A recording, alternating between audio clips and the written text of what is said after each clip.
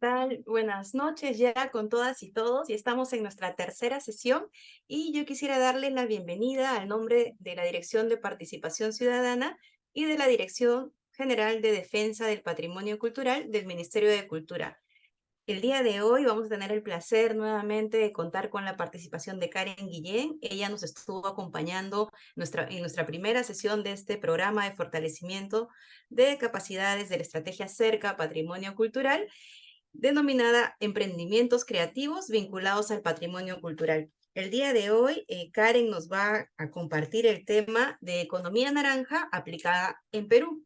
Como sabemos, Karen, ella es coordinadora de la carrera de Administración en Turismo de la Universidad San Ignacio de Loyola, magíster en Turismo Internacional por la Universidad de Lleida, Cataluña, España, y como siempre agradecidos con la colaboración con la Universidad San Ignacio de Loyola, que nos permite tener estas sesiones tan importantes para compartir entre todos nosotros, los representantes de las diferentes organizaciones que conforman esta estrategia acerca patrimonio cultural.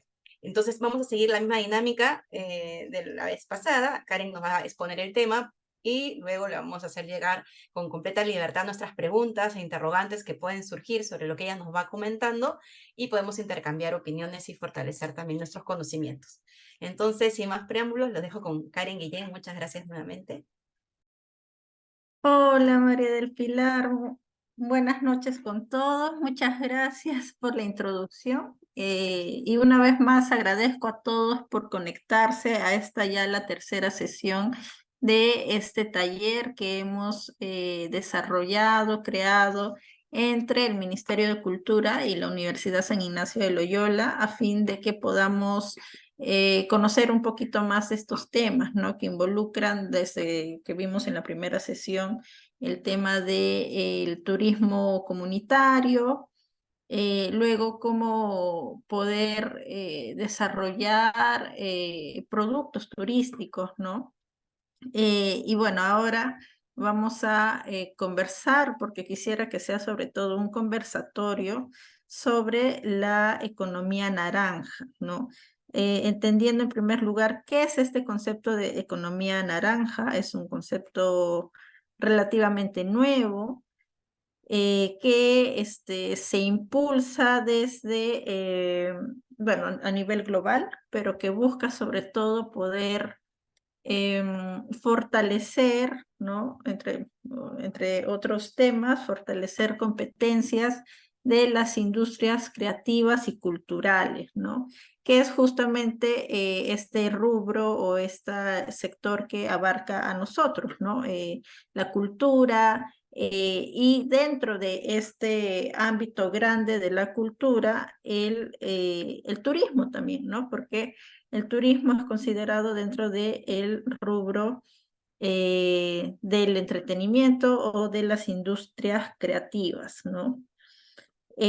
Siguiendo el marco, como mencionaba, de las primeras dos sesiones, tanto de turismo comunitario y de productos culturales, el día de hoy vamos a ver cómo se aplica la economía naranja a tanto las industrias creativas como las industrias culturales.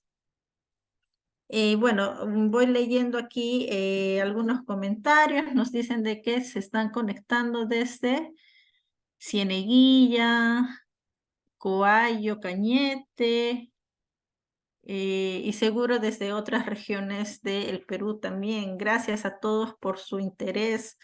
Desde Chincha, wow. Muchas gracias a todos. Va a ser, creo, muy interesante en esta sesión escucharlos, no sé si a todos, pero al menos a algún representante de cada región, desde Caraballo, para que conversemos, para que ustedes me digan qué ideas se les podría ocurrir, ¿no? En cuanto a el desarrollo de productos turísticos, pero que tengan esta visión de la integración de la economía naranja, ¿no?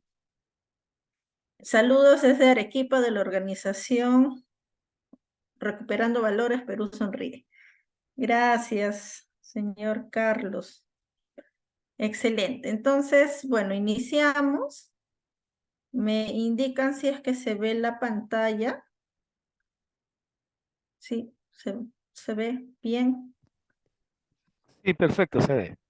Ya, perfecto. Gracias, Pedro. Listo. Entonces, bueno, el tema de hoy es la economía naranja en el Perú.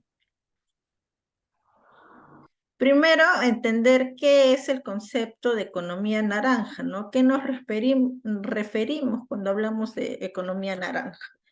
La economía naranja es un concepto que se refiere a la economía basada en la creatividad y la cultura, ¿no? Que es justamente nuestro rubro.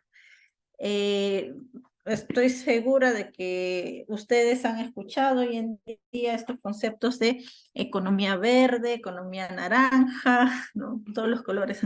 Y bueno, se cree que tiene, o sea, de hecho sí tienen algún tipo de relación, pero no significan lo mismo, ¿no? Porque a veces se cree que significa lo mismo o que parten de un mismo tema y no es así, ¿no? La economía verde está totalmente orientada a la sostenibilidad en cualquier rubro.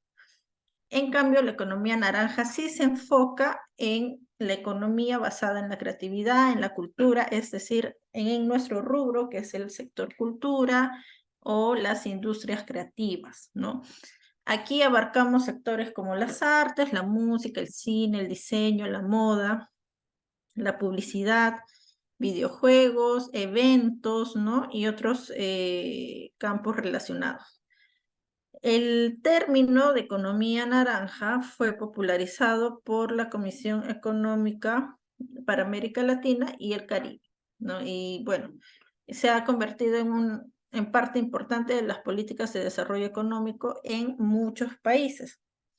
En el caso del Perú, la aplicación de la economía naranja implica el fomento y promoción de las industrias culturales y creativas para generar empleo, estimular la innovación y sobre todo aumentar la competitividad económica.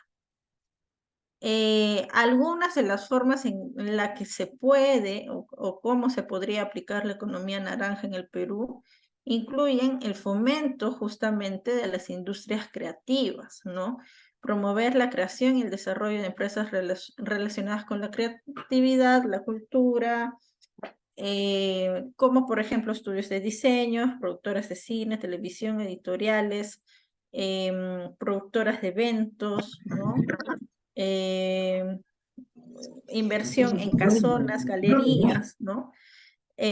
Y de hecho el Ministerio de Cultura promueve este tipo de inversiones, crea como el ambiente para la promoción de la inversión en las industrias creativas, que sabemos que es muy importante. Luego, los incentivos fiscales y financieros. Ofrecer incentivos fiscales, o sea, financiamiento para proyectos culturales y creativos, ¿no? También sabemos de que existen estos programas incentivados por el Ministerio de Cultura para el fomento del desarrollo de estas industrias creativas, ¿no? Desde, por ejemplo, solo por poner un ejemplo, en el caso de la música, ¿no? Hoy en día, o sea, si bien hay quizás grupos o dentro de la escena musical local, ya existen marcas posicionadas, sabemos de que hay una corriente musical emergente muy grande, ¿no? Que requiere de mucho apoyo, de financiamiento, y es en este caso que también el Ministerio de Cultura promueve a través de diversos programas la inyectar, si se quiere decir de alguna forma, financiamiento o economía para desarrollar a esta escena musical. Y eso en cada una de las vertientes de las artes o, bueno, de la cultura, ¿no? Como mencionaba, el desarrollar también casonas, galerías donde se puedan dar exposición de pinturas, del arte como tal. La educación y capacitación, ¿no? Promover programas de formación y capacitación en áreas creativas y culturales para desarrollar habilidades y talento local. Esto también es súper importante porque, de hecho, parte de la concientización a la comunidad de la importancia del desarrollo de estas industrias creativas y culturales para poder, porque finalmente los autores de estas manifestaciones culturales son las personas de la comunidad, ¿no? Como hablábamos en la primera sesión, eh,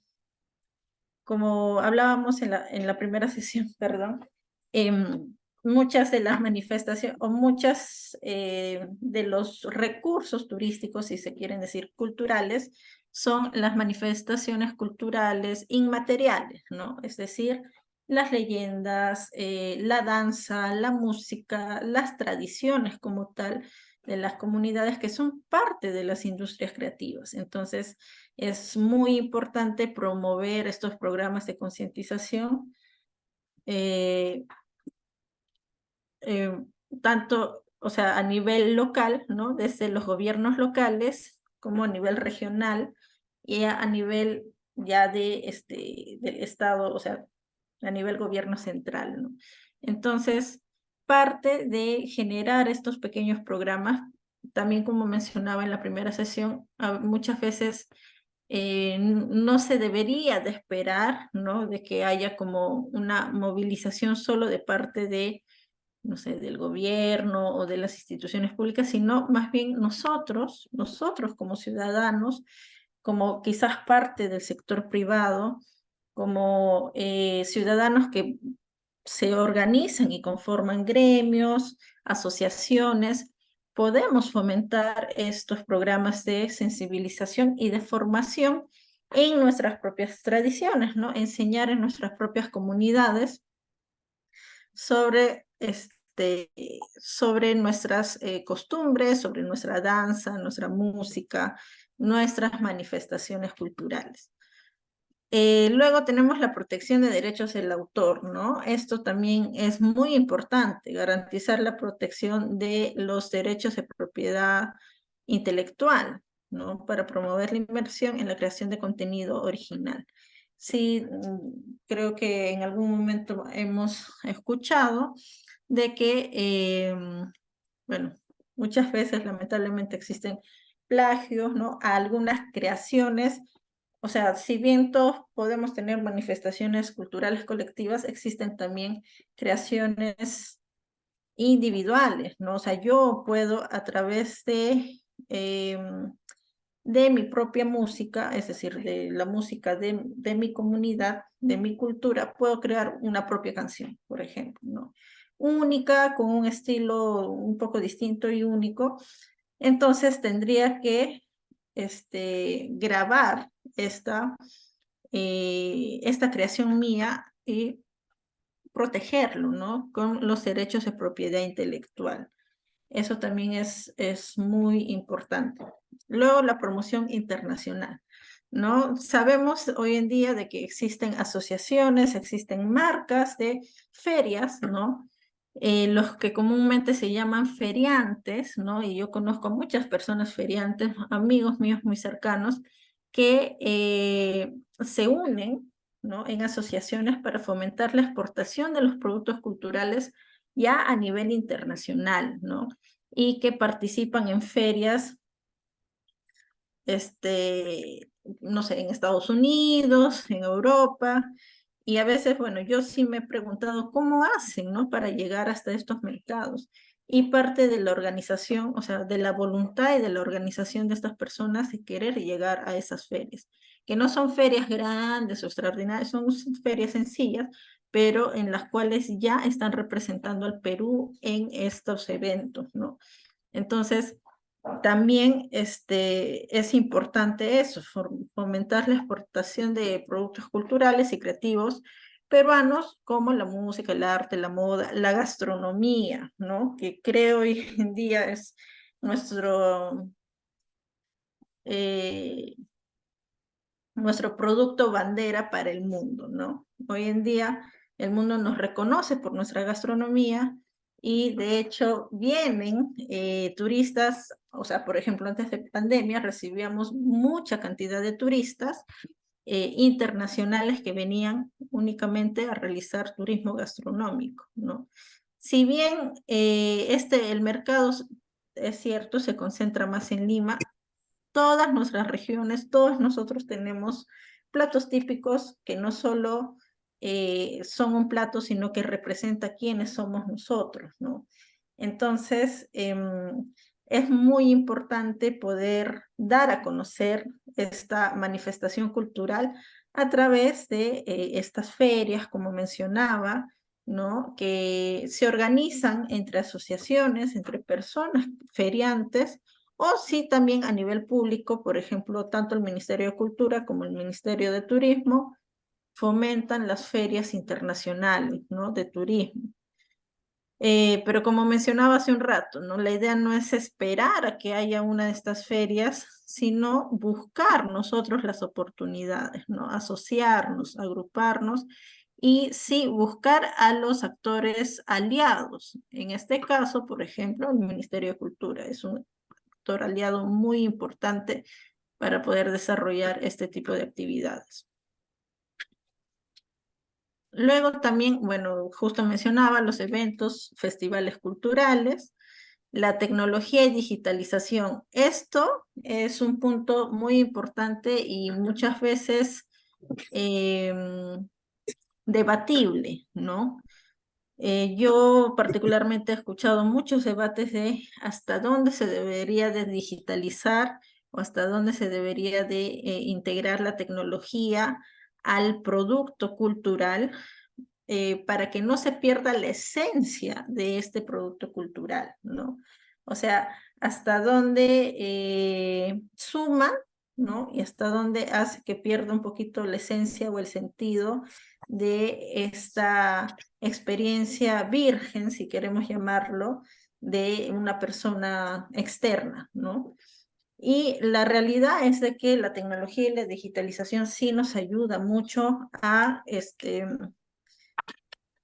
las operaciones, las transacciones, por ejemplo, sean mucho más eficaces, ¿no? Esa es una realidad.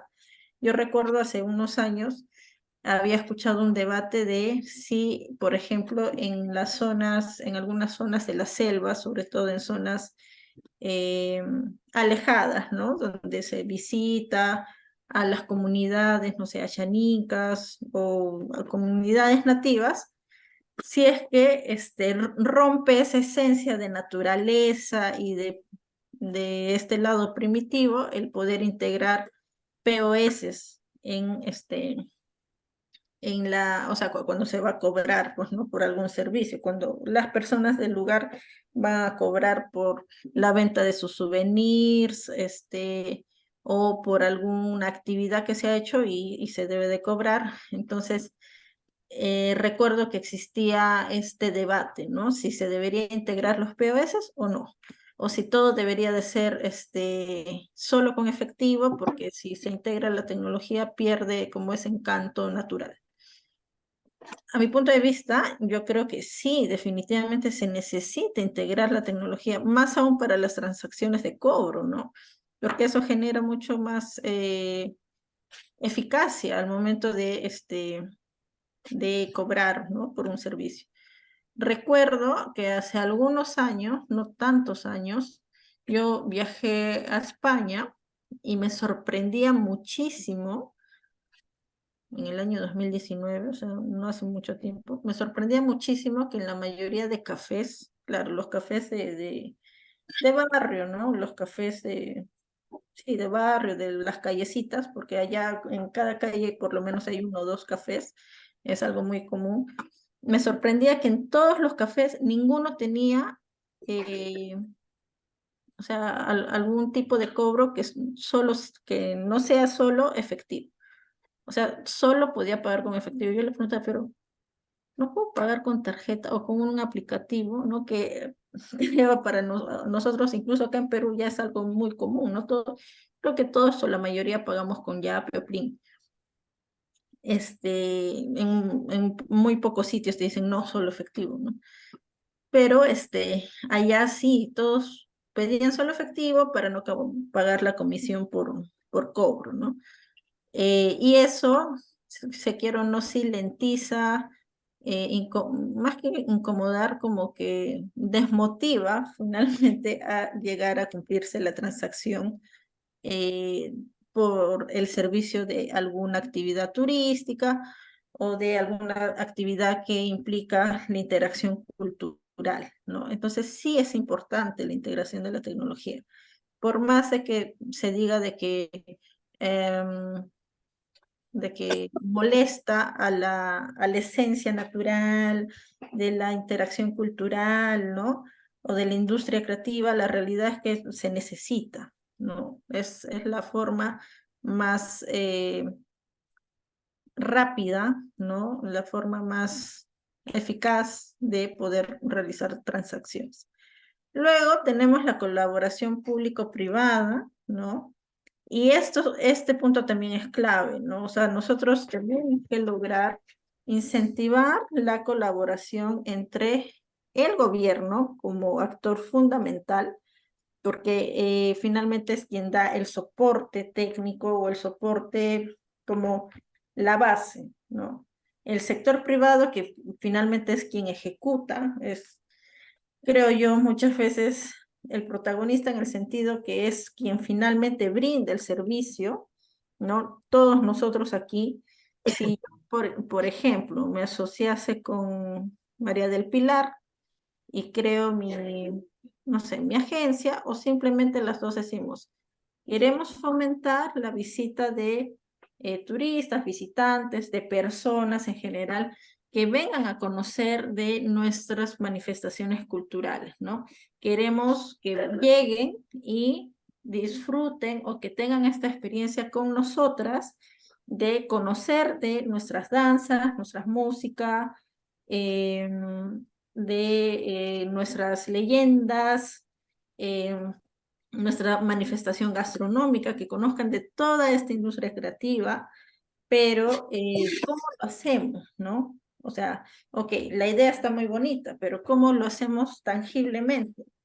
O bien, las dos llamamos a más personas de la comunidad y creamos una asociación, y esta asociación sería una asociación privada. ¿Por qué? ¿Por qué uso el término privado? Porque somos personas que vamos a brindar servicios, ¿no? Y finalmente va a haber una transacción económica también por este dar servicios. Entonces, finalmente, quienes vamos a ejecutar, quienes vamos a hacer la operación y la ejecución del brindado de los servicios, vamos a ser nosotros, ¿no? El sector privado, nosotros las asociaciones. Nosotros como asociaciones cumplimos un rol fundamental, yo creo, el rol principal en toda esta cadena de la cultura y el turismo, ¿no? El gobierno, las instituciones públicas, las ONGs, los organismos, sí, son quienes dan el soporte, la base, pero quienes hacen todo el trabajo ya en vivo, ¿no? En quienes son los actores perdón, los actores de la función, quienes brindamos los servicios in situ en el momento. Entonces, fomentar esta colaboración entre el gobierno, el sector privado, la sociedad civil, es decir, todas las personas que viven en la comunidad, ¿de quién parte? Podría partir a veces el gobierno, a veces de la sociedad civil, pero la realidad es que nosotros, creo, somos quienes deberíamos de buscar esta colaboración, ¿no? Fomentar esta colaboración, o sea, buscar a estos aliados. Eh, a veces no es sencillo, de hecho, ¿no? De que incluso nos hagan caso, no es tan ágil en muchos casos, pero es la forma, ¿no? Sí, porque existen, o sea, existen muchos programas de aceleración del desarrollo de las industrias creativas, pero uno, hay que conocerlas, ¿no? Muchos incentivados por el Ministerio de Cultura, y dos, trabajar mucho nosotros, ¿no? Para lograr esta colaboración, este trabajo en equipo. La aplicación de la economía naranja en el Perú puede contribuir al crecimiento económico, definitivamente la diversificación de economía, generación de empleo y sobre todo la promoción de la cultura peruana, tanto a nivel nacional como a nivel internacional, ¿no? Es justamente esta partecita del sector, ¿no? No del sector, sino es esta parte de la economía que se encarga de solidificar a las industrias creativas y culturales. Sin embargo, es muy importante que estas iniciativas se implementen de manera sostenible, ¿no? Como mencioné en la primera clase, en la primera sesión, ¿qué significa la sostenibilidad? La sostenibilidad significa tener en armonía, si se quiere decir, o no armonía, sino lograr que se desarrollen los tres pilares de la sostenibilidad, ¿no? Y por eso hago el triangulito. El pilar económico, el pilar social y el pilar ambiental. Si es que uno de estos tres pilares no marcha, no es viable o no funciona, entonces ningún proyecto termina de ser sostenible. Si un proyecto no es sostenible, muere, ¿no? Desaparece simplemente. Muchas veces los proyectos desaparecen, ¿por qué? Porque usualmente se enfocan solo en la parte ambiental, porque siempre se cree que sostenibilidad se refiere a temas ambientales, y se descuida un poquito el lado social o sobre todo el lado económico, ¿no? Porque se tiende a socializar o se tiende eh, pues a socializar la sostenibilidad solo con temas ambientales o sociales, y se cree que no tiene nada que ver con la parte económica. Es más, o bueno, es lo que yo he escuchado muchas veces, ¿no? De que cuando alguien habla de el pilar económico en sostenibilidad, no sé, pues lo toman como que es, no sé, alguien, eh, no sé cómo decirlo, como que no es consciente o o sea, que no tiene como mucha importancia de la parte social, ¿no? Del entorno social. Pero la realidad es que, iba a decir que es no sé, una persona superflua, ¿no? Por estar preocupándose por el tema económico. Pero la realidad es que si un proyecto no tiene sostenimiento económico, no existe, no puede subsistir, muere. O sea, por más enfoque social que tenga, si no tiene un ingreso económico que lo sostenga por sí mismo, no perdura. Y lo mismo a nivel ambiental, ¿no? Si no existe una verdadera preocupación por no generar impactos negativos en el ecosistema, entonces tampoco perdura, ¿no? Y simplemente muere este proyecto porque está generando impactos negativos que luego trae consecuencias irreversibles al proyecto, ¿no? Y también en el lado social, obviamente, si no hay un enfoque social, es decir, de buscar el desarrollo social de las comunidades con estos proyectos, entonces no tiene sentido el proyecto, ¿no? Entonces, siempre tiene que tener el enfoque de estos tres pilares, asegurándonos también la protección de los derechos de los creadores de estas industrias creativas, para que puedan beneficiarse adecuadamente de sus obras. Narda, levantaste la... Cuando tú mencionabas el tema de que cuando uno habla sobre lo económico dentro en mi caso, por ejemplo, del voluntariado, se tiende a tergiversar o de repente a etiquetar como Exacto, que es poco ético y exacto. cómo vas a decir, si tú eres voluntario, cómo vas a cobrar, y en realidad, como tú dices, a veces uno puede tener mucha voluntad, pero hay que tratar de generar para el grupo y para la sociedad a la que va a ser beneficiada el trabajo. Hay que involucrarla y también hay que hacer que sepa valorar el trabajo. O sea, en el caso del voluntariado, al menos aquí en Perú veo que el ser voluntario es que todo lo des gratis, ¿no? tu trabajo gratis, tu esfuerzo gratis, ¿no? Y no es así. O sea, el trabajo del voluntariado tiene un margen, ¿no? Y si tú todo lo vas a dar, lo vas a dar, lo vas a dar, al final Ujú. no valoran ese trabajo y también la sociedad a la que tú le brindas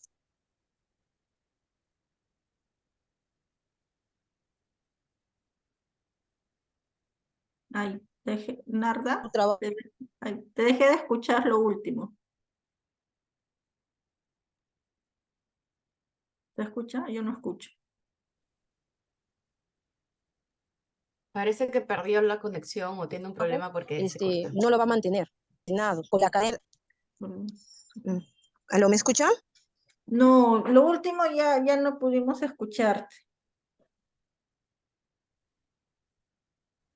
¿Se escucha? Ya, ahora sí, ahora sí.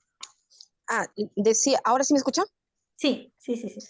Decía que ninguno de los tres debe estar divorciado, porque inclusive lo económico puede ayudar inclusive a reflotar en algunos casos algunos proyectos, ¿no? Entonces, me parece que es muy importante ese Ujú. tema, ¿no?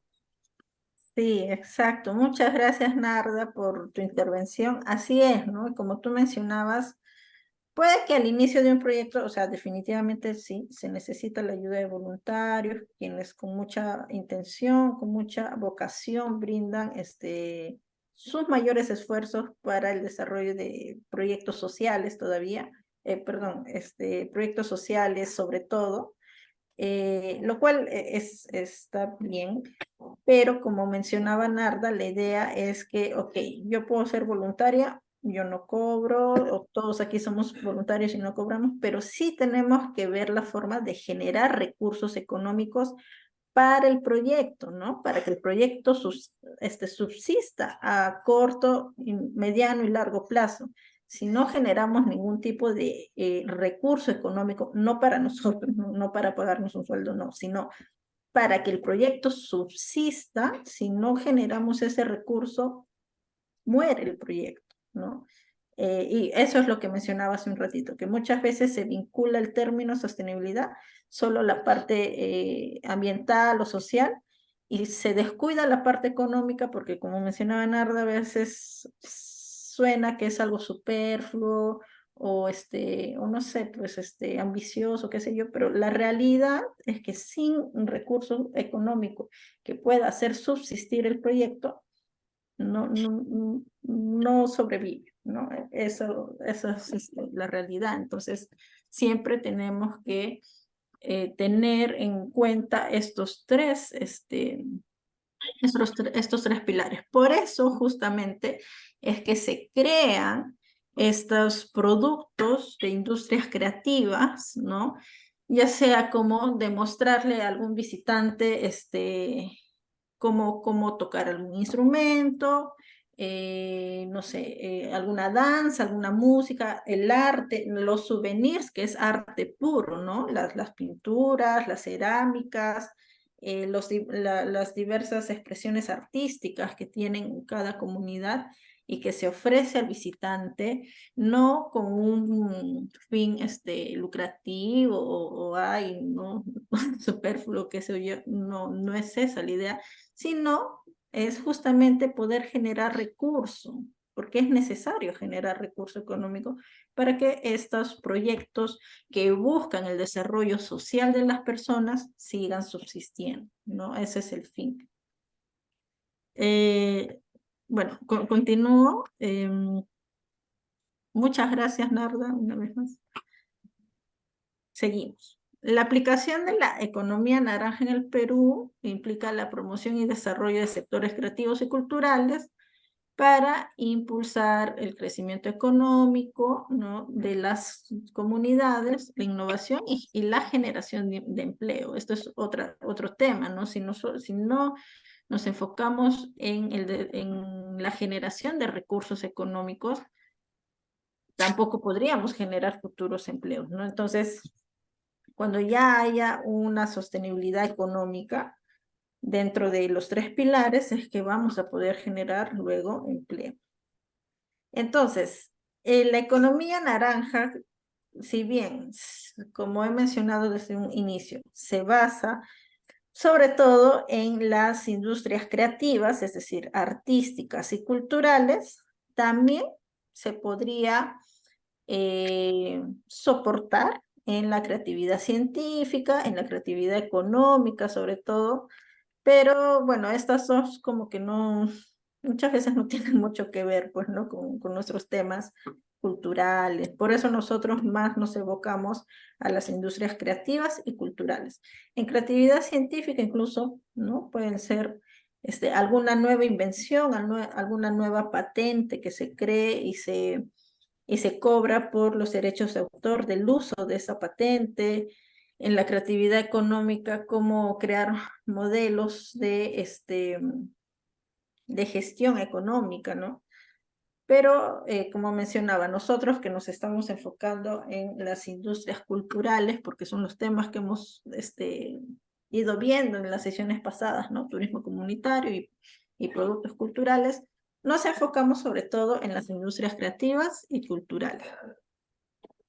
Entonces, aquí, bueno, voy a presentar algunos ejemplos de cómo se ha aplicado y puede seguir aplicándose la economía naranja en el Perú. Por ejemplo, a través del cine y la producción audiovisual, ¿no? Fomentar la producción y distribución de películas peruanas, series peruanas.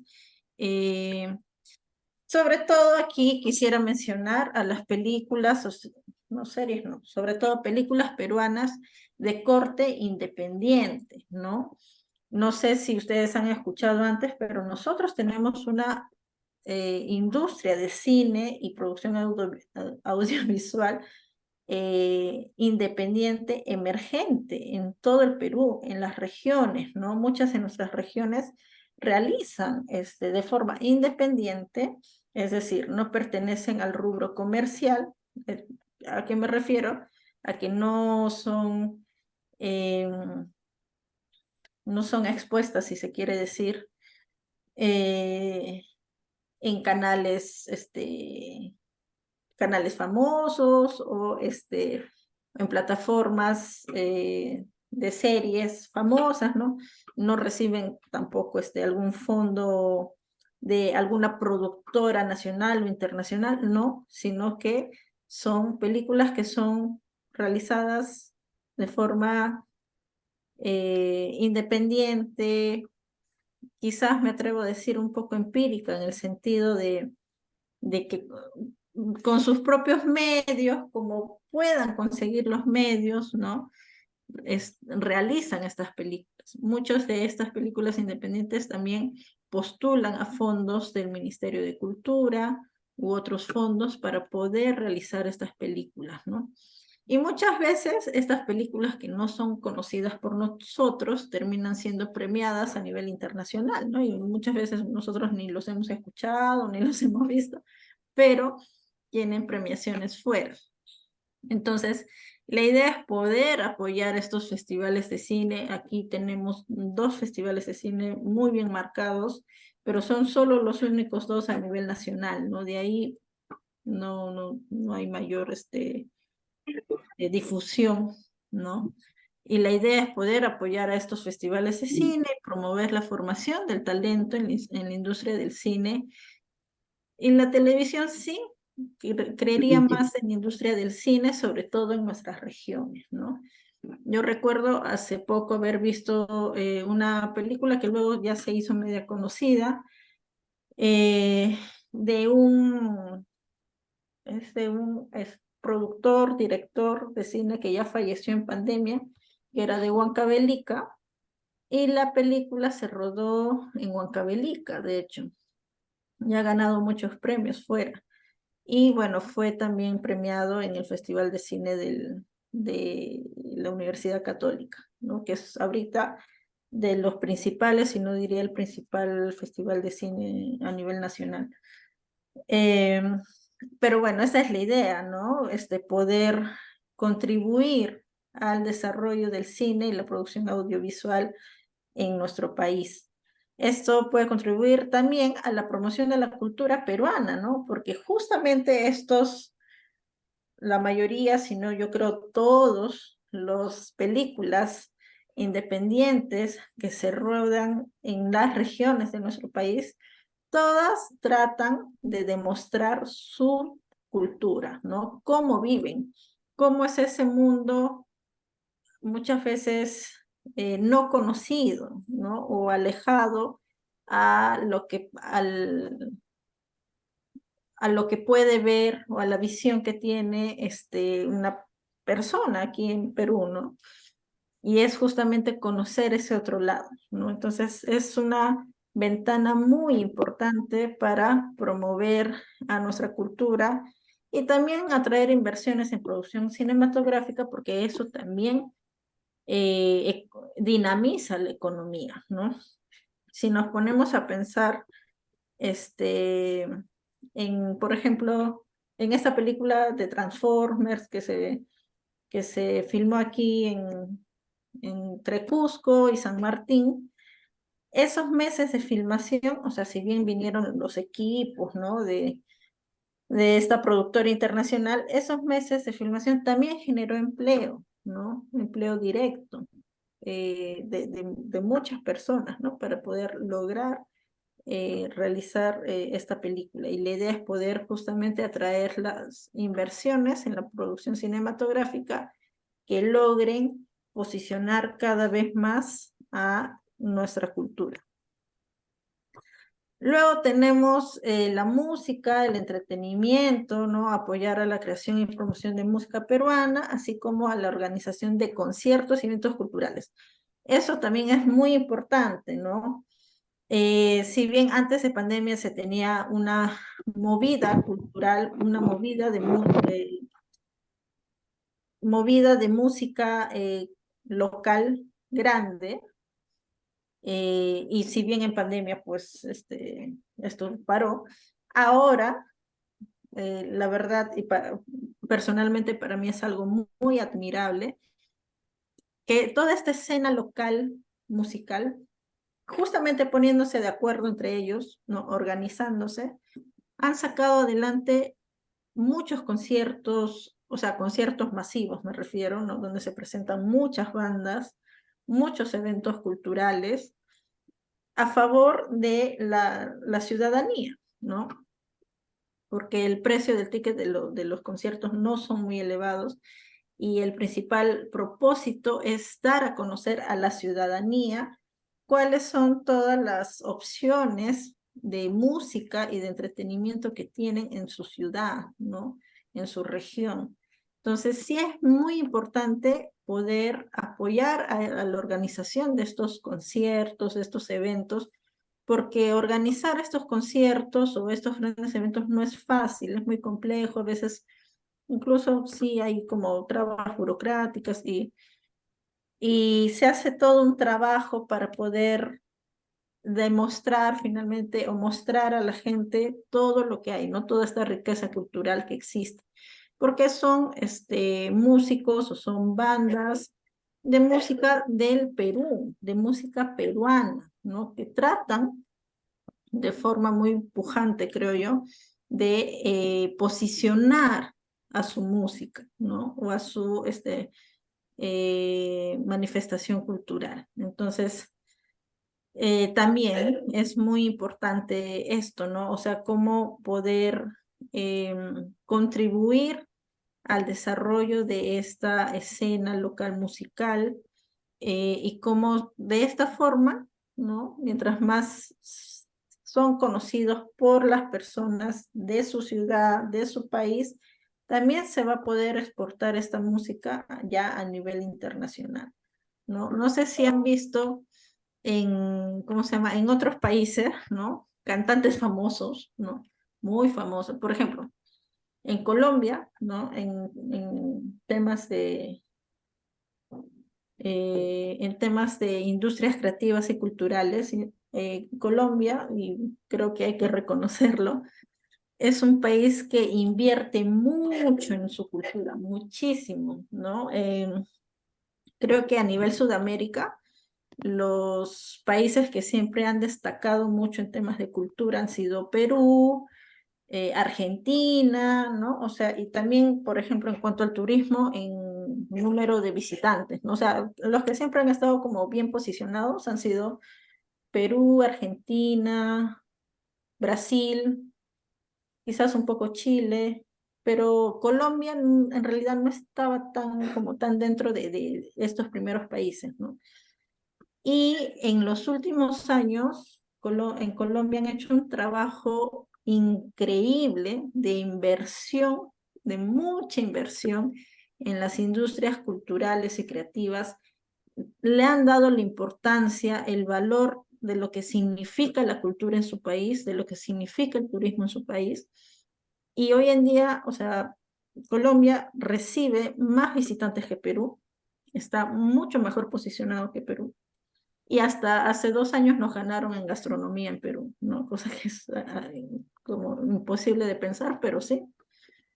Y es por la inversión, sí, claro, inversión desde el lado del gobierno, pero también de la concientización de su gente, ¿no?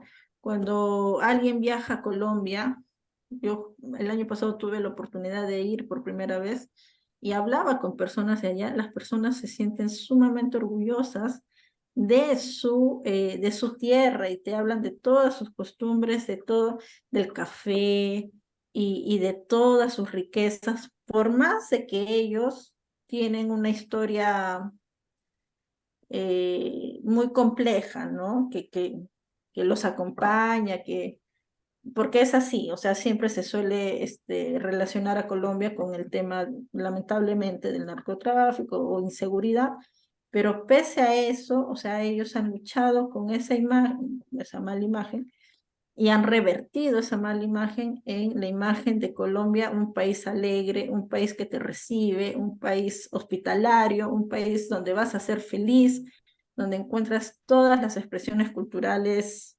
infinitas, ¿no? Y eso es una cuestión de trabajo constante. Entonces, allí se da mucho la promoción de estas industrias creativas, y como se invierte mucho en industrias creativas y culturales, todos nosotros aquí conocemos a sus principales cantantes, ¿no? Por ejemplo, que son íconos mundiales, ¿no? Pero no es casualidad que estos cantantes que son íconos mundiales, que ahora todos son reggaetoneros, ¿no? No sé, Shakira, Karol G, J Balvin y todos los demás cantantes, Juanes, ¿no? Que son muy famosos, no es casualidad, o sea, no es solo por amor a su país, de que justo cuando graban sus videoclips o cuando crean sus canciones, hablan de su país, ¿no? Creo que esta cantante Karol G tiene muchas canciones relacionadas a su país, Medellín, habla de Medellín, de Cartagena, y ellos siempre mencionan a su país, y no solo lo mencionan, lo demuestran en sus videos, en sus canciones, en su día a día, porque sí, porque se sienten muy orgullosos de su país, pero también porque hay, de hecho, un trabajo, o sea, no es gratis, ¿no? Hay un trabajo, hay una inversión fuerte para que ellos vayan promocionando su país por el mundo. Eso se logra cuando hay una verdadera concientización de cuán importante puede ser el impacto de eso, ¿no? A nivel mundial. Entonces, bueno, en nuestro caso no tenemos, creo, aún algún artista que tenga esa magnitud de impacto en el mundo, pero la idea es que si es que nosotros, ¿no? De manera colectiva vamos apoyando a estas industrias, poco a poco se pueda fomentar a que se empiecen a ser conocidos también, al menos en la región Latinoamérica, ¿no? Y por ahí empezar. Pero es un trabajo gradual. En cuanto a las artes visuales y el diseño, impulsar la producción y exposición de obras de arte peruano, así como el desarrollo de industrias creativas relacionadas con el diseño gráfico, la moda, la publicidad, igual, ¿no? De hecho, hoy en día sí, si lo comparamos con algunos años atrás, hoy en día sí existen muchos espacios de la exposición de las industrias creativas, ¿no? Existen muchas casonas que son gratuitas de visitar en el centro de Lima o en Barranco, ¿no? Que son casonas donde se exponen, o son galerías donde se exponen pinturas, y diferentes expresiones artísticas, ¿no? También existe este impulso al desarrollo del diseño de modas, ¿no? Tenemos a muchos diseñadores que, a mí eso me parece curioso, ¿no? Que acá sí son conocidos, ¿no? O sea, sí tienen un nombre acá, pero son mucho más conocidos en el extranjero que aquí, ¿no? A una persona, creo, en común, le hablas de Noé Bernachelli y Jirko Sivirich, y quiénes serán, pero en Europa o en Estados Unidos todo el mundo los conoce porque son personas que han apostado por el diseño de moda a través, o sea, el diseño de moda, pero que representa la cultura peruana, ¿no? En la vertiente andina, de la selva, de la costa, pero siempre llevan estos, estas expresiones culturales de distintas zonas del Perú a sus creaciones, ¿no? Pero eso, pues, ¿no? Eso también parte de por qué acá no terminan siendo tan conocidos. ¿Por qué? Porque justamente falta la valorización, ¿no? El impulso, ¿no? El mostrar a su gente de que existen estos íconos, ¿no? Del diseño. Impulsar a pequeños emprendimientos que se dediquen, ¿no? A la moda, al diseño. Alguien creo que quería, alguien levantó la manito. Ah, sí, Ángel Rivera. Adelante. Buenas, no, quería consultarte algo. O sea, en lo que yo he entendido, o sea, de ahorita de, lo de la economía naranja y su implementación y todo lo demás, estamos hablando de tratar más o menos al patrimonio como cultura viva, o lo que se conoce como cultura viva. Pero dentro de lo que también yo veo, porque yo me manejo como arqueólogo y mi trabajo es como gestión del patrimonio arqueológico, es que los sitios arqueológicos, el patrimonio arqueológico, también es cultura viva en el sentido de que tiene un ciclo de vida. O sea, todo, como tú dices, o sea, la cultura viva es cambiante, se transforma, varía.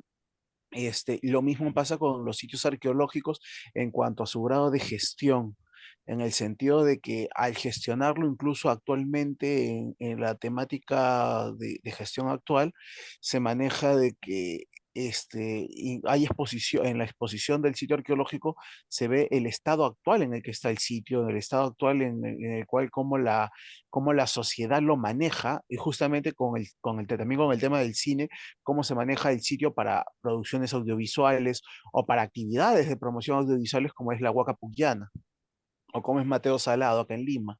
Ajá. Pero lo que sí necesitaríamos, o lo que yo por lo menos necesitaría el impulso, si es que se puede, o si sabes sobre ese tema, es cuáles son los patrones organizativos para poder hacer lo mismo en otros sitios no tan conocidos que no tengan, o sea, digamos, Pugliana y Mateo Salado tienen ya pautas Una reglamentarias, gestión, claro. una Ujú, gestión. Pero ujú. yo quiero tratar de entablar eso en un sitio que es bonito, pero no tiene ese tipo de gestión, no tiene eso, me encuentro con la primera traba es la traba burocrática.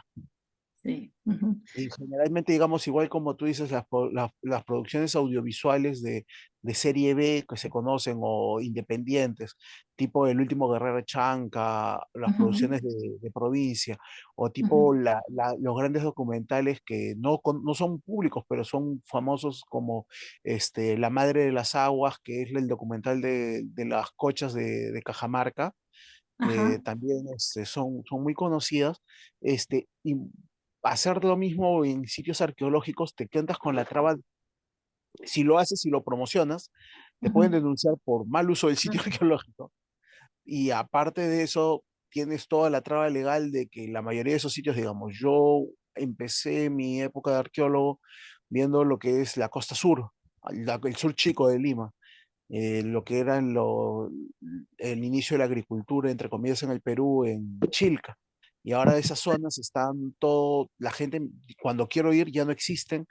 es traficantes de terreno y me agarran con retrocarga y no tengo ese apoyo, o sea, para tratar de implementar ese tipo de cultura viva en el patrimonio arqueológico.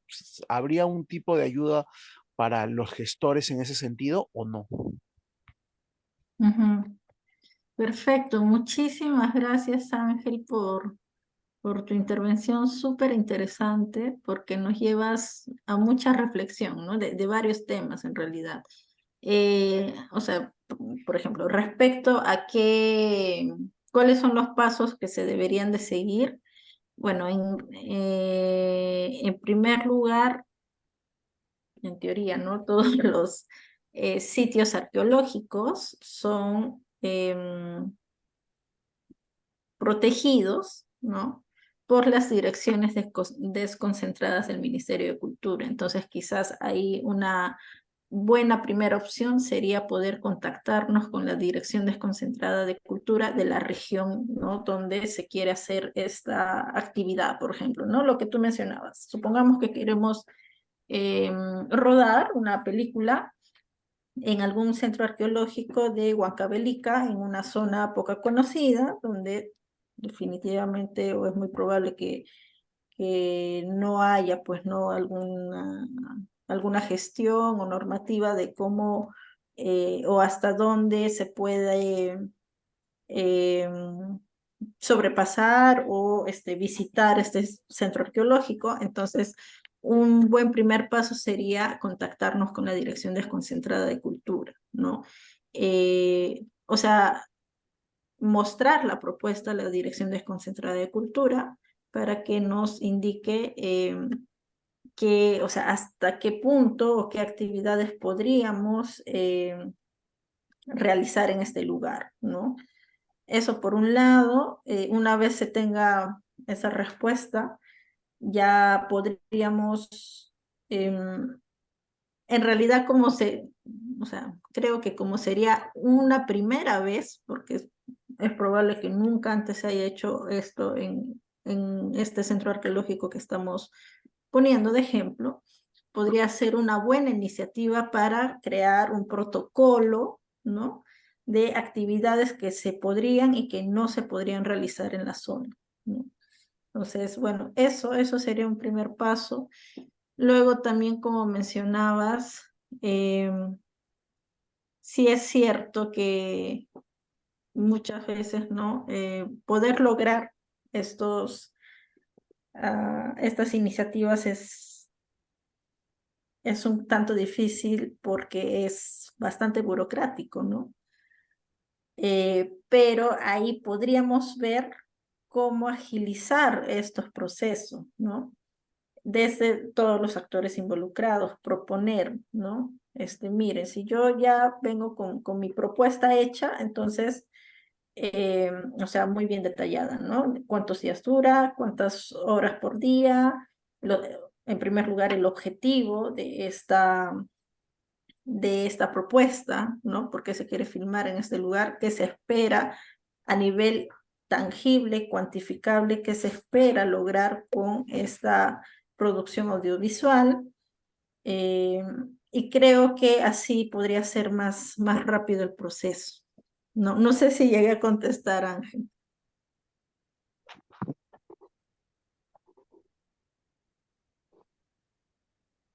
Ángel. ¿Qué tal? No, Buenas sí, noches, sí me Karen. llegaste a consultar, sino que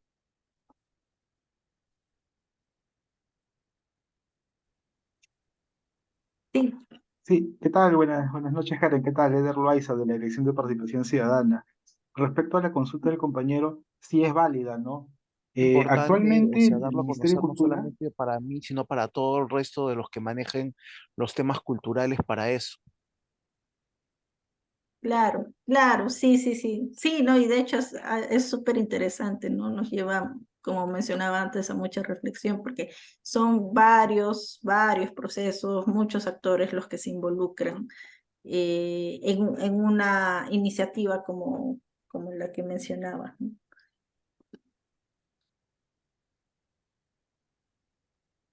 Sí, Eder, creo que... sí, sí, Ujú. bueno, era para un poco complementar lo que decía respecto a a lo de las filmaciones en sitios arqueológicos, actualmente sí existe un tarifario dentro del Ministerio de Cultura respecto a sitios que están puestos en valor. Y el tarifario aplica siempre y cuando sean filmaciones con fines lucrativos, ¿no? Si son filmaciones que de corte gratuito o de, digamos, difusión masiva, no existiría, no existiría costo alguno, ¿no? Y en el caso de aquellos sitios que no están dentro de este tarifario, que entiendo que es uno de los que menciona la persona que está haciendo la consulta, sí se tendría que consultar con la Dirección Desconcentrada de Cultura, pero sí existen antecedentes. Por ejemplo, todos o muchos hemos visto, por ejemplo, El Último Bastión, que es la producción peruana sobre la época de la independencia. Esta serie se filmó en algunos sitios arqueológicos de Cieneguilla, aquí en Lima. Entonces, sí existen antecedentes que se hayan filmado producciones grandes, entre comillas, como El Último Bastión, y podrían ser, digamos, replicadas en provincias, siempre pues con las precauciones del caso respecto a la conservación de los sitios, ¿no? Entonces, sí, sí es posible, hay antecedentes, hay, como digo, también hay ya establecido el tema de filmaciones en sitios arqueológicos, entonces tenemos las herramientas necesarias para que iniciativas como la propuesta se puedan llevar a cabo de la mejor manera. Como escribió alguien ahí, es posible que podamos acceder a algunas consultas similares, porque sí, hay determinados procedimientos que deben seguirse, eh, tanto como autorizaciones en algunos casos, o en otros casos simplemente información para que el ministerio conozca de la iniciativa y pueda darle viabilidad. A la brevedad, para evitar también el tema burocrático. Entendemos que eso siempre es un fastidio para todo ciudadano, pero hay mecanismos en la actualidad que pueden ayudarnos a que estas iniciativas sean viables y no duren tanto tiempo en cambio. Perfecto, excelente información que nos has brindado, Eder. Ya nos pones mucho más en contexto, ¿no? Sobre este tema en específico. Eder, yo tengo una consulta y en el caso fuese, o sea, porque tú mencionabas sobre patrimonios o recursos que ya, o sea, ya tienen o ya han sido puestos en valor, pero ¿qué sucede en el caso de, por ejemplo, no sé, una ruina o un centro arqueológico que no tiene como, que aún no tiene alguna puesta en valor, sino que es como solo un recurso, ¿no? E igual se quiere Sí, en ese caso tendría que, o sea, hay antecedentes de filmaciones, pero en este caso de sitios que no están puestos en valor, como reitero, es el caso seguramente de la persona que estaba haciendo la consulta, ahí se tendría que coordinar con el Ministerio de Cultura a través de la sede central o la dirección desconcentrada para ver la manera de filmar. Generalmente no se hace cobro alguno, generalmente. ¿Por qué? Porque no es un sitio que esté habilitado, pero puede llegarse al acuerdo de que esta misma producción puede servir para incentivar las visitas o el cuidado del sitio. Digamos que ya es un acuerdo que se debe llegar teniendo antecedentes previos, ¿no? Y teniendo que sí es posible hacer filmaciones en sitios arqueológicos, porque ya tenemos pues digamos, un documento que esto establece tales situaciones. Esa es la idea ahí. Como digo, igual, pueden hacer las consultas y la orientación correspondiente, pero sí tenemos antecedentes. Por ejemplo, el ejemplo que ponía de Último Bastión se realizó en sitios que no están puestos en valor, pero se llegó a un acuerdo con la producción, en este caso entiendo, para poder llevarlo a cabo y también pues con el cuidado respectivo y que estos sitios sean pues también visibilizados de alguna manera, ¿no? Dentro de la producción. claro, ok, sí, clarísimo, Eder. Muchísimas gracias por la información. Gracias. No sé si alguien más tenía alguna consulta. Creo que por ahí vi que estaban prendiendo el micrófono. Aló, aló. Sí, buenas Buenas, noches. buenas noches con todos. Mi nombre es Erlinda. Lo que yo quería hacer una pregunta o también un hincapié, ¿no? Por ejemplo, el arqueólogo hablaba de zonas arqueológicas que se depredaban a los traficantes de tierra. Por ejemplo, los traficantes de tierra ingresan a las zonas arqueológicas con maquinarias, con movilidades, ¿no? Y fácilmente ellos hacen lo que pueden hacer, depredar. Pero para ello, a veces Ministerio de Cultura no tiene esa facilidad o ese empuje de rápido llegar, ¿no? Entonces, cuando ya está depredado total, de repente llegan, ¿no? Pero ahí ya no podemos hacer más nada. Eso, y por el otro lado, ya también nosotros como sociedad, como grupo, ingresamos a las zonas arqueológicas para poder hacer limpieza de repente, hacer hacer unas actuaciones, ¿no? Actividades de danza, ¿sí? Pero para eso sí, hasta la municipalidad se presta para que nos impida, ¿no? Entonces el ministerio también. Entonces, en este caso, ¿cómo nosotros quedaríamos en el Quintero para ponernos de acuerdo, ¿no? De acuerdo para que los que nosotros defendemos a las zonas arqueológicas tengamos la facilidad, la tranquilidad de hacer este tipo de trabajo, ¿no? Pero en caso contrario, pues los que tienen el poder de llevar de repente armamento y es los traficantes, ellos sí con facilidad depredan totalmente de noche y de día depredan, ¿no?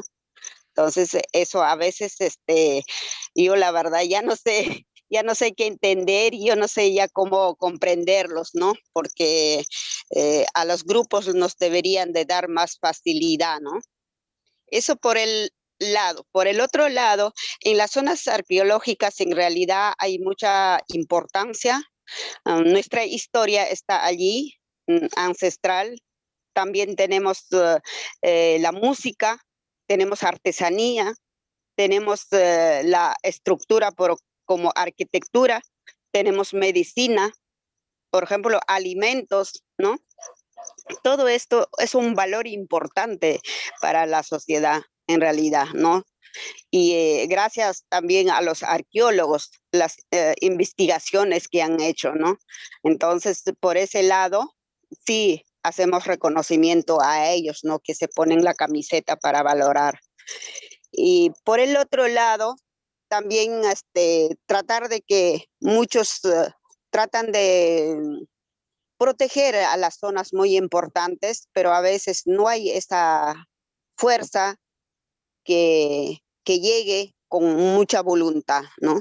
Entonces, eso a veces nos hace desmayar de repente a los grupos. Y muchísimas gracias, señorita, por economía a naranja que usted lo toma, ¿no? Para poder trabajarlo, que la sociedad trate de protegerlos, ¿no? Entonces, es importante. Muchas gracias, buenas noches con todos y no permitirlos mayormente a los traficantes que depreden nuestra historia.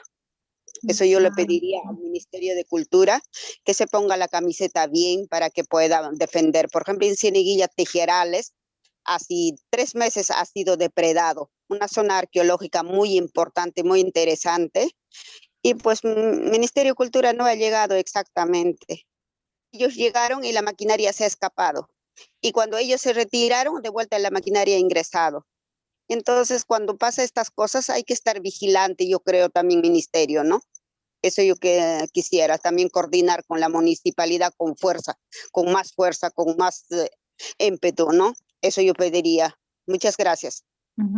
Gracias, muchas gracias, señora Erlinda, por su intervención. Es muy importante todo lo que ha mencionado. Sí creo que en estos casos que suceden en muchas regiones, creo, quizás en todo el Perú, lamentablemente, ¿no? Por una influencia externa que son estos traficantes que, bueno, solo buscan un beneficio propio y definitivamente no tienen ningún interés en preservar nuestra historia, nuestra cultura, como usted mencionaba.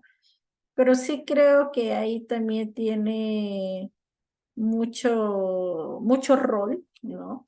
Sí, nosotros, ¿no? Como asociaciones, pero también las municipalidades, ¿no?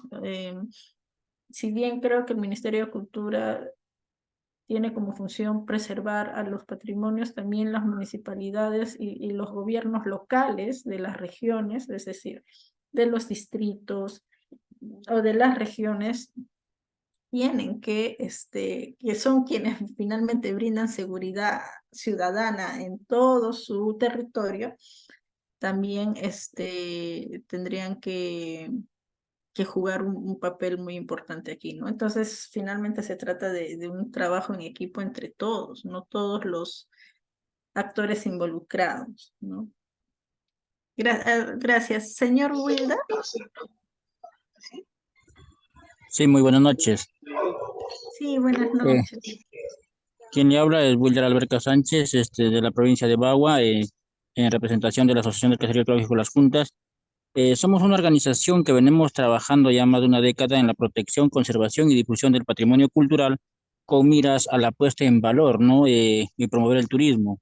Me parece muy interesante las capacitaciones que nos están brindando, felicitarle por estas capacitaciones, pero hay veces la burocracia administrativa también dentro de las direcciones desconcentradas, por ejemplo, de Cultura de Amazonas, no hay el apoyo necesario para las organizaciones. Acá dentro de la provincia de Bagua, lo poco que se está recuperando o se está protegiendo de los sitios arqueológicos, no se siente esa presencia de parte del Ministerio de Cultura. A veces dentro de la provincia se critica porque antes cuando era el INC, Instituto Nacional de Cultura, había mucho más a este apoyo porque en realidad cada provincia tenía una sede, ¿no?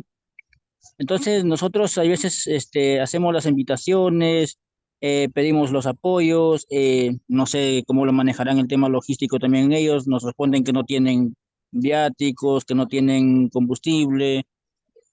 Entonces, hay veces los sitios arqueológicos han sido destruidos por la misma población, pero por falta de concientización a la población. O sea, no ha habido una capacitación de parte de la identidad correspondiente, que es el Ministerio de Cultura, de capacitar al pueblo, ¿no? Nosotros, por ejemplo, nos hemos apropiado del sitio, nos hemos hecho protectores de ellos porque nosotros mismos gestionamos un proyecto de investigación en el año 2007 y las cuales se logró ejecutar en el año 2012 y nos dimos cuenta al descubrir unas pinturas murales allí en las cuales ya se hablaba de que Bagua tenía su propia cultura, ¿no? Entonces, desde ahí comenzamos a protegerlo porque en menos de 15 días que se estaba excavando y se encontraron estas pinturas murales, llegaron más de 2.500 turistas. Y entonces se comenzó a generar el desarrollo socioeconómico dentro de ese caserío, ¿no? Entonces todos venían sus frescos, comida y se comenzó a generar ese ingreso. Entonces es ahí donde la población toma conciencia y dice, no, hay que proteger estos sitios. Entonces desde aquellos tiempos ya no se permite el huaqueo.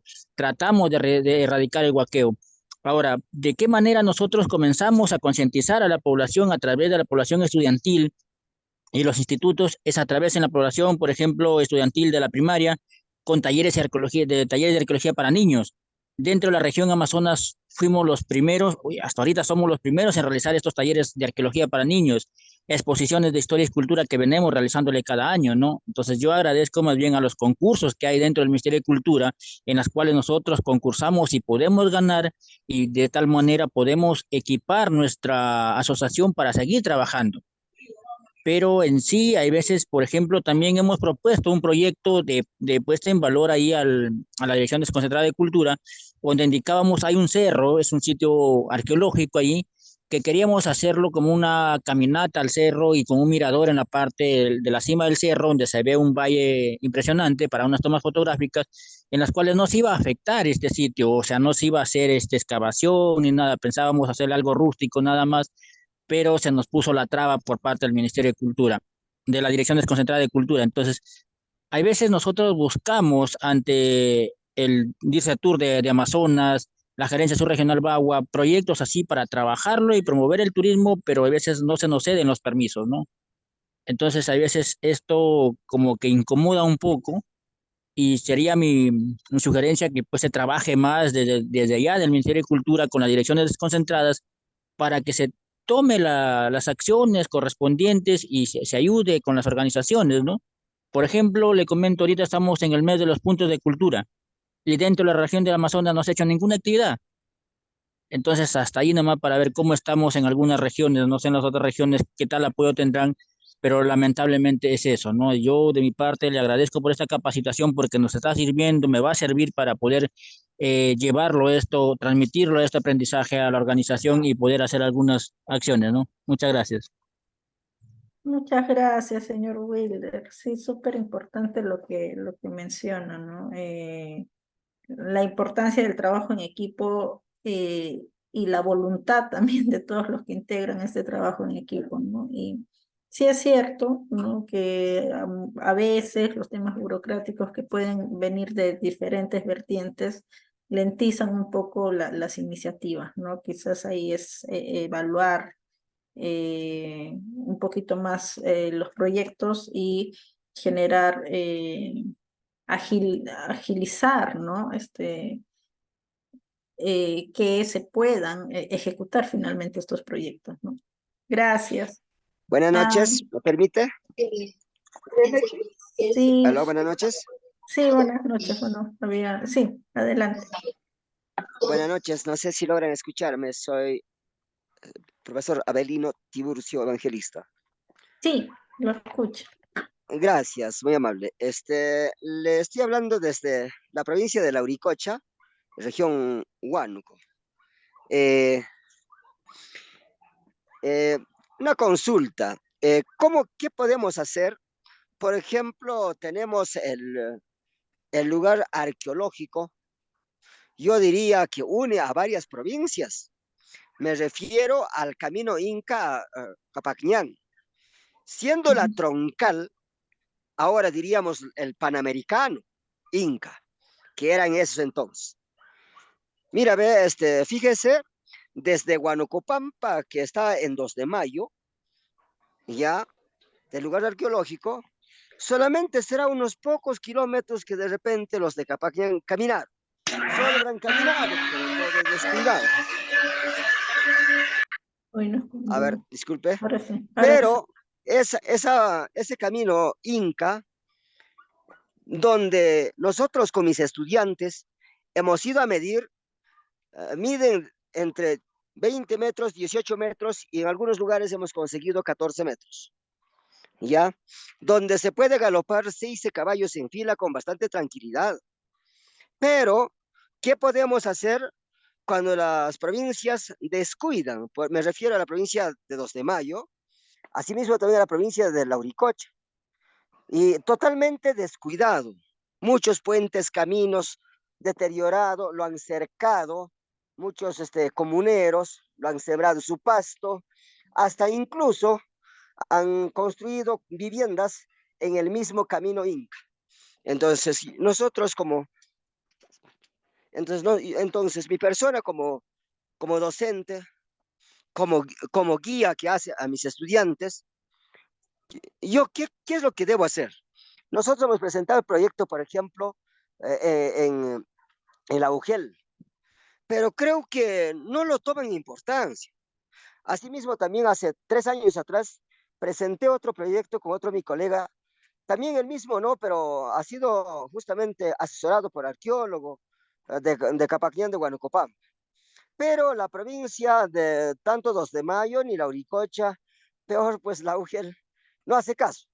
Al respecto, ¿qué podemos hacer nosotros para conservar nuestro camino Inca, siendo la central que viene pues desde Quito, Ecuador, ¿no? Hasta Pasto, Colombia, y es la contracentral, diríamos así, la principal? Entonces, ¿qué podríamos hacer o qué salidas me daría usted, señorita? De repente yo como orientador, para poder dar un alcance de repente en una sesión de consejo donde se puede reunir de repente a las autoridades que trabajan con el Ministerio de Cultura. ¿Me podría dilucidar de repente en esa parte, por favor? Gracias. Listo, gracias, señora Avelino. Súper, súper importante lo que menciona. Sí, de hecho, el Camino del Capacñán representa toda nuestra historia.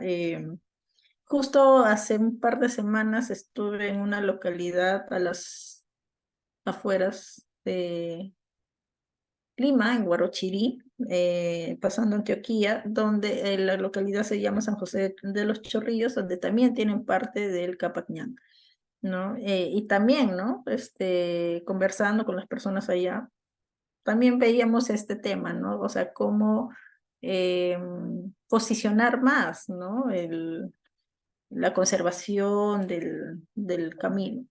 Y bueno, en realidad sí, en el caso que usted me menciona, como también yo mencionaba antes, sí ya tiene que haber también una iniciativa de parte de la municipalidad o del gobierno local, ¿no? Solicitar, o ver qué estrategias implementar, porque también se tendría que ver si lo que se quiere es hacer, no quiero decir uso, pero si va a ser enfocado más para un tema turístico o de únicamente conservación del patrimonio, ¿no? Entonces, creo que por ahí iría el camino. Eder, sigue. Sí, ¿qué tal? No, muchas gracias Karen por la exposición, ya estamos cerrando. Yo creo que va a ser muy productiva para los compañeros de Acerca. Igual, todas sus consultas pueden hacérnoslas llegar por los canales correspondientes, porque entiendo que hay muchas iniciativas buenas que también están muy articuladas a la ponencia de día, pero que nosotros podemos también ayudar a elucidar en el tema burocrático o entre comillas, pero la idea de Acerca también es que este tema burocrático desaparezca en realidad y sea algo más dinámico, ¿no? Porque justamente el espíritu de la estrategia es acercar la ciudadanía al ministerio y viceversa y promover ese trabajo conjunto que también nos mencionaba Karen. Bueno, Karen, nuevamente muchas gracias a nombre de la Dirección de Participación Ciudadana. Solo pedimos a todos los presentes o a los que puedan prender sus cámaras para tomar la foto final y no olvidando que tenemos una última sesión este jueves que viene. Por favor, prendamos nuestras cámaras para la foto final.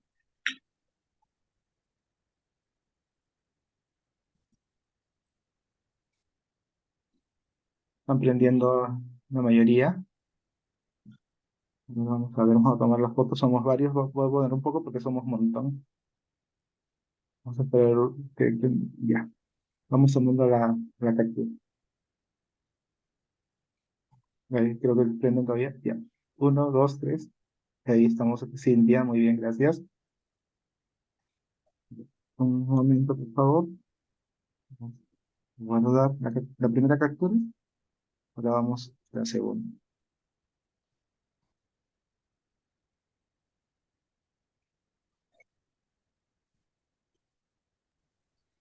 No se puede ver mi imagen, estoy en un lugar oscuro. No se preocupe, no se preocupe. Ya, Igual, gracias, gracias. bueno, muchas gracias. Nuevamente las gracias a Karen y los esperamos en la próxima sesión. Muy buenas noches.